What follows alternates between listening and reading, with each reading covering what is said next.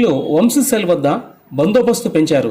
ఇదే సమయంలో వంశీతో జగన్ ములాఖత్ కానున్నారు. ఇక వైసీపీ నేత గన్నవరం మాజీ ఎమ్మెల్యే వల్లభనేని వంశీ, అతని అనుచరుల ఆగడాలు కూడా ఒక్కొక్కటిగా బయటకు వస్తున్నాయి.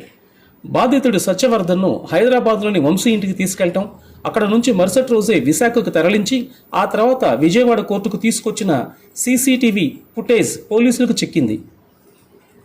దీంతో వంశీ పాత్ర నిరూపించే సాక్ష్యాలను సేకరించడంలో పోలీసులు నిమగ్నమయ్యారు.